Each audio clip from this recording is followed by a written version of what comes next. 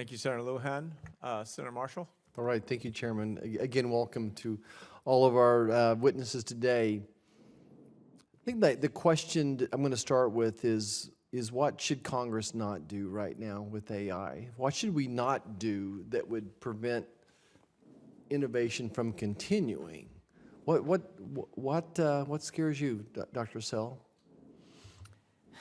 I think when you think about innovation in healthcare, we do innovation as part of our practice of medicine, and it's been ingrained in what we do, especially in the academic world where I live, right? And so it's all about how we move forward with patient care and drive and change and make improvements in patient care. And I think my fear would be if we somehow limit or restrain the ability to utilize this type of technology in healthcare. I think, as I mentioned earlier in my testimony, there are a tremendous number of applications where AI is beneficial and can be beneficial in patient management, patient throughput, patient access, physician well-being, et cetera.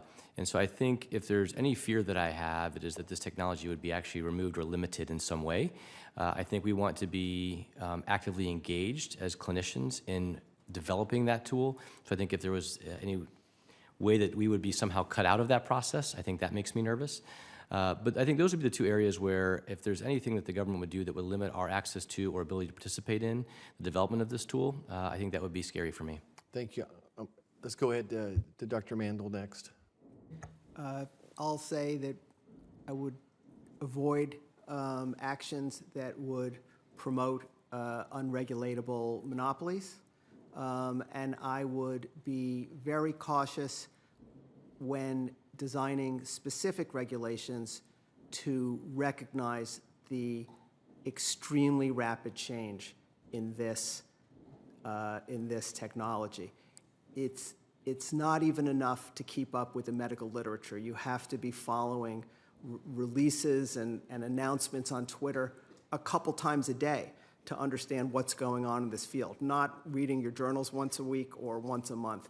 So it's very important to recognize the fluidity and the rapid progress and to develop evergreen approaches to monitoring this emerging. I hear you saying it's going to be really hard to put. It's going to be hard to put guardrails around it because it's changing so fast. Yeah. It will be a challenge. Yeah, Dr. Inglesberg. Yeah, I think it's a really important question. I think what I would say is Congress should not take their eye off some of the most serious risks, because if those risks become a major problem, either in bias or in what I'm worried about, particularly around life science, pandemic risks or others, I think those kinds of developments could derail or really distract the AI companies, could distract the government for a long time if major problems emerge. And so back to what you said early in this hearing was, I do think that the AI companies have extraordinary expertise, and it's going to be very important for the government to stay close with them and not be at a distance and not kind of disengage. I think it's going to require a very close partnership because a lot of the expertise, the great majority of expertise right now is in the industry and not within the government. I do think the government has to build its workforce of very smart AI talented people to be able to keep up. So I think you're right. Working with industry closely is going to be very important in order to both reap the many benefits, but also to develop systems that are reasonable and scaled to deal with the risks. Okay, Ms. Huberty, within your association, when you go for continuing education, when people in your profession talk about AI, what concerns have we not talked about today that you have, or any solutions? Go ahead. Right. I would like to actually speak to the question that you had to the doctors, because we have been sitting here talking about what if. Okay. I am sitting here telling you that we have seen the negative consequences. We have seen the devastating effect of AI for years. And I was here in May testifying before the Medicare Advantage plan hearing. And so I'm sitting here saying, well, here is harm. Here is proven harm from AI.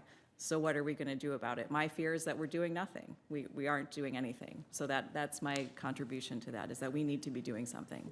Okay.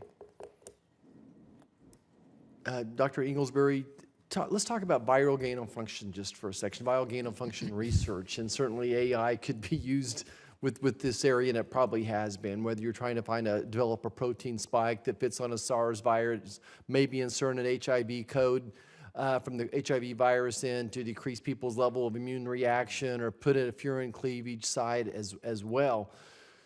One thing that scares me, though, is if Congress puts too many guardrails on it, is we let our enemies do research and develop things that we won't be able to counter, counterterrorism, if you would speak. Any just vague general thoughts on that? It's kind of a wild, outside-the-box question, sorry.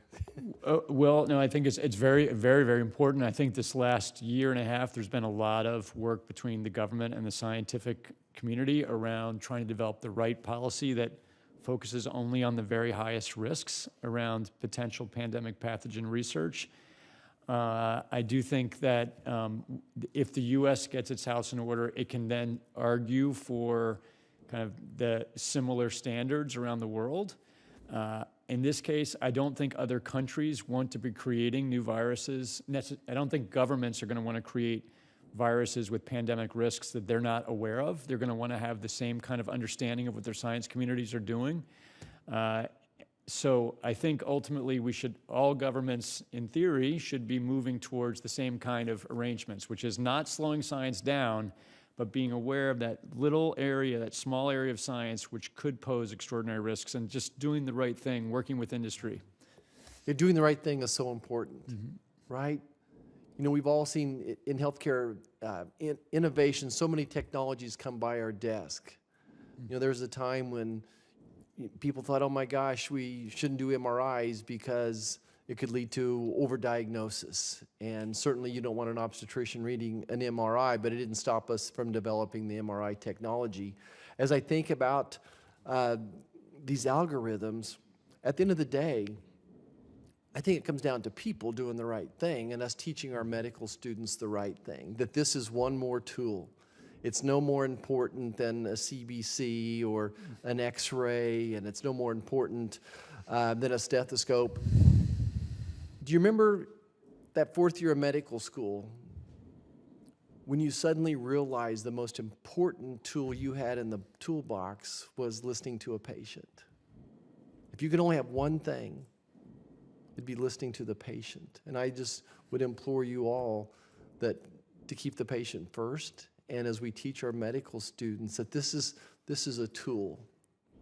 You know, like I tell people, I've seen one pregnant person with a virus, you've seen one pregnant person with this virus. The next pregnant patient may not obey the algorithm. They're more than 2 standard deviations outside the box.